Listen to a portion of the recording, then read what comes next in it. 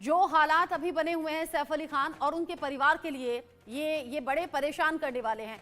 लेकिन जो अब तक के अपडेट्स हैं वो आम लोगों के मन में, फैंस के मन में बहुत से सवाल भी उठा रहे हैं, क्योंकि जब से ये घटना हुई है तब से अलग अलग सीसीटीवी सामने आ गए। आपने भी देखे होंगे, कहीं फ्लैट में चोरी हो रही है, कहीं कॉरिडोर में घूम रहा है आरोपी, कहीं बाजार में घूम रहा है, कहीं खरीदारी कर रहा है। ये सब चल ही रहा था।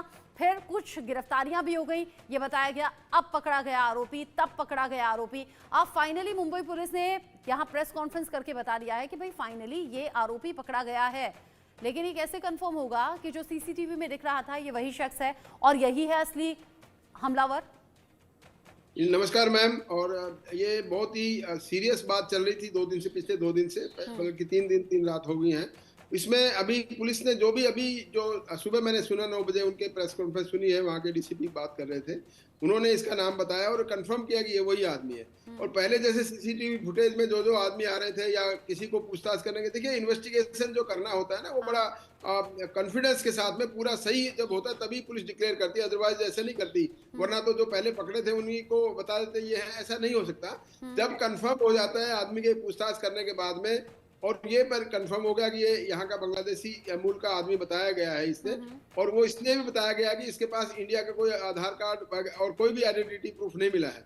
नेचुरली सैफ अली खान के परिवार वालों को और उनके फैंस को ऑल ओवर इंडिया बहुत ज्यादा चिंता हो रही थी कि कौन आदमी, और क्या क्या कई सवाल है मुंह बाए खड़े हैं। हाँ। ये कैसे हुआ, क्यों गया, कैसे गया, किसके कहने से गया, और क्या पर्पस था, मोटिव क्या था इनका, ये सभी सवालों का जवाब अभी भी पुलिस ने कोई नहीं दिया है। सिर्फ पुलिस ने प्रेस कॉन्फ्रेंस में ये बताया है कि एक आदमी हमने पकड़ा है जो कि इस केस का आरोपी है।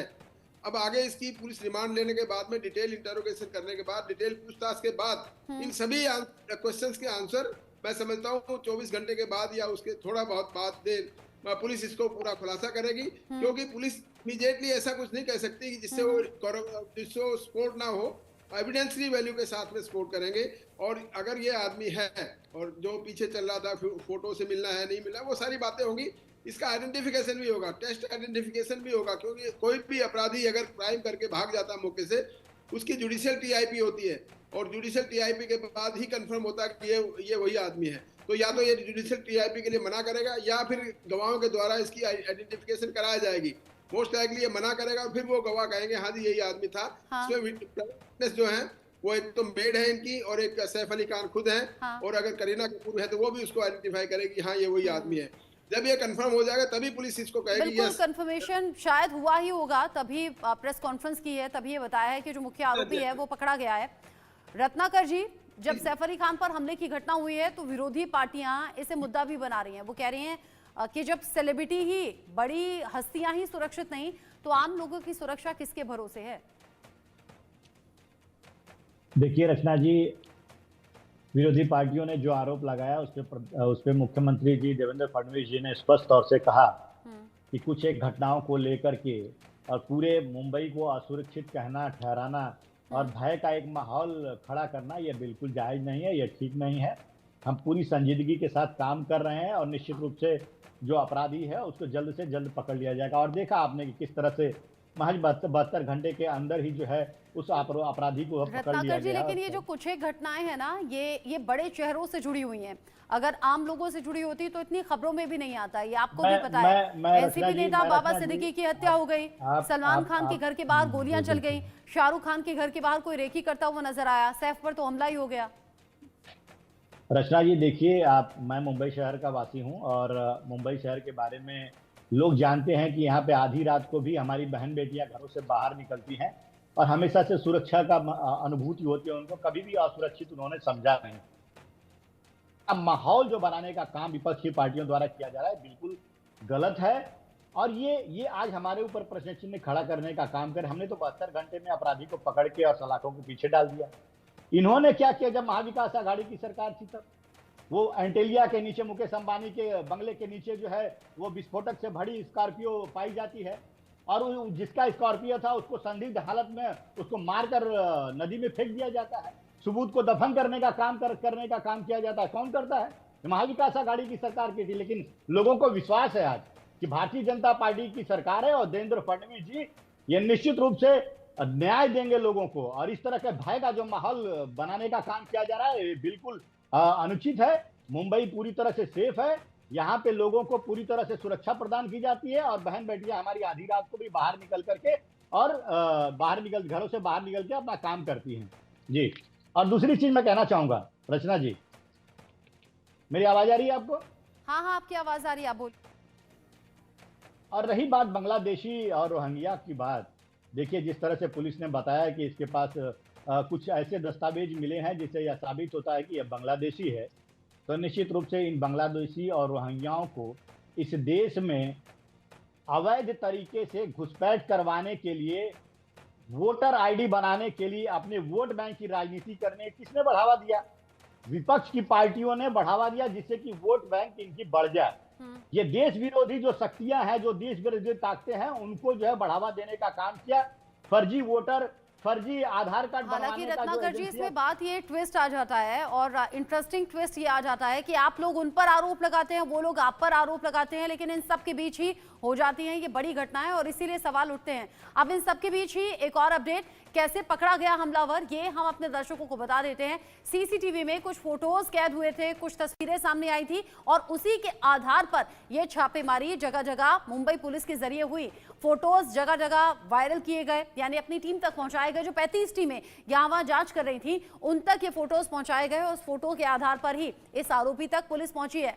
हमलावर की तरह दिखने वाले कुल 6 संदिग्धों से पूछताछ की गई। वारदात के बाद आरोपी बांद्रा रेलवे स्टेशन गया और फिर वहां से आगे पहुंचा दादर में इसने एक हेडफोन खरीदा और वहां से फिर ठाणे भाग गया। जो जानकारी मिल रही है, ठाणे के जंगल में मजदूरों की बस्ती में जाकर ये छिप गया था। बताया जा रहा है ठाणे में ही एक रेस्टोरेंट बार है जहां पर ये हाउसकीपिंग का काम भी पिछले करीब 1 साल से करता है। इस बस्ती के जो अन्य मजदूर हैं, उनको इसने अपना नाम विजय दास बताया हुआ था। हीरा नंदानी एस्टेट के पास में इसे ट्रैक किया गया, जहां वो झाड़ियों में छिपा हुआ मिला। और वो तस्वीरें आप लगातार मेरे पीछे देख भी रहे हैं, ये वो तस्वीरें जहां पर इसे ठाणे से गिरफ्तार किया गया, झाड़ियों में जाकर छिप गया था। यानी इसे मालूम था कि बड़ा कांड इसने कर दिया है, यानी कि इसे मालूम था कि पुलिस इस तक पहुंचने वाली है और इसीलिए इसने पूरी तैयारी की हुई थी, किस तरह से छिपना है, किस तरीके से मजदूरों के बीच में जाना है।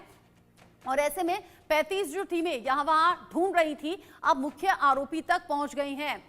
भरत सिंह जी, ये जो घटना है ये बड़े झकझोर देने वाली है। सबसे बड़ी बात ये है कि ये कोई आम शख्स नहीं, बल्कि ये बड़ी सेलिब्रिटी है। अब अगर चोरी के इरादे से ही ये शख्स आया था, जैसे कि अभी पुलिस ने भी दावा किया, जैसे कि अभी तक की रिपोर्ट्स भी कह रही हैं, तो क्या पहले, दूसरे, तीसरे, चौथे, 5वें फ्लोर पर नहीं गया वो? अच्छा, तस्वीरें मिल रही हैं, मैं आपसे सवाल ही आगे करूंगी। आरोपी को कोर्ट में पेश करने के लिए ले जाते हुए तस्वीरें सामने आ रही हैं, जहां मुख्य आरोपी जो पकड़ा गया है, जिसका नाम मोहम्मद शरीफुल बताया जा रहा है, शफीरुल को ले जाती हुई मुंबई पुलिस की ये टीम है। सेफ्टी, सिक्योरिटी के इंतजाम बहुत ज्यादा हैं, हाई प्रोफाइल ये मामला चूंकि हो चुका है और अब जब मुख्य आरोपी पकड़ा गया है तो मुख्य आरोपी को पकड़ने के बाद में फिर इसे ले जाया जा रहा है। ये तस्वीरें हालांकि थोड़ा सा शेकी ये तस्वीरें हैं, देखने की, समझने की कोशिश करेंगे। यहाँ पर जो आरोपी है उसे पुलिस की गाड़ी में पूरे सुरक्षा इंतजामों के बीच में अब कोर्ट पेश किया जाएगा। कोर्ट में पेश करने के बाद इसकी रिमांड ली जाएगी और फिर आगे इससे पूछताछ होगी और पूछताछ में इससे हर वो सच निकलवाने की कोशिश होगी जो अभी तक हमारे जहन में बना हुआ है। जहन में इसलिए भी बना हुआ है कि क्या इस आरोपी के मन में चोरी की मंशा थी या सैफ अली खान को नुकसान पहुंचाने का इरादा था। भरत सिंह जी, ये मामला बड़ा हैरान करने वाला है, कसूरवार किसे माने? देखिए रचना जी, मेरे फाजिल दोस्त रत्नाकर जी ने जिस तरह से अपना पक्ष रखा, वो सरकार को बचाने वाला पक्ष था। जब महाराष्ट्र में और मुंबई में नेता अभिनेता दोनों सुरक्षित नहीं रह सकते हैं, हाँ, तो हम, आप और रत्नाकर जी मुंबई से आते हैं और मैं भी मुंबई से आता हूँ, तो हम और ये कैसे सुरक्षित रह सकते हैं? इसका दावा ये कह रहे हैं कि सब सुरक्षित हैं। इनके नेता पावन कुले जी कहते हैं, मंत्री, कि नहीं, मुंबई में सब सुरक्षा एकदम चाक चौबंद है। यहाँ के मुख्यमंत्री देवेंद्र फडणवीस जी कहते हैं मुंबई में, महाराष्ट्र में सुरक्षा चाक चौबंद है। उसके चाक चौबंद के चक्कर में एक जो है नेता मारा जाता है इनकी ही पार्टी का, एक जो है अभिनेता, एक अभिनेता की बात नहीं है। सलमान खान के ऊपर किस तरह से क्या क्या हो रहा है ये सब आप लोग जानते हैं। किस तरह से शाहरुख खान के घर की रेकी किया गया है ये भी आप जानती हैं। किस तरह से आज जो 2 दिन पहले सैफ अली खान के घर में घुस के चाकुओं से वार किया जाता है, उसके बाद ये कहते हैं कि मुंबई पूरी तरह से सुरक्षित है। किस तरह से भीड़ में आज क्या हालात है पूरे महाराष्ट्र को पता है, रत्नाकर जी को भी पता है। उसके बाद में अगर ये दावा करते हैं कि हमारी मुंबई और महाराष्ट्र पूरी तरह से सुरक्षित है, तो मुझे लगता है कि ये एक छोटा सा बच्चा भी सुन के हंसेगा कि आज मुंबई की स्थिति क्या है। 1990 का दौर याद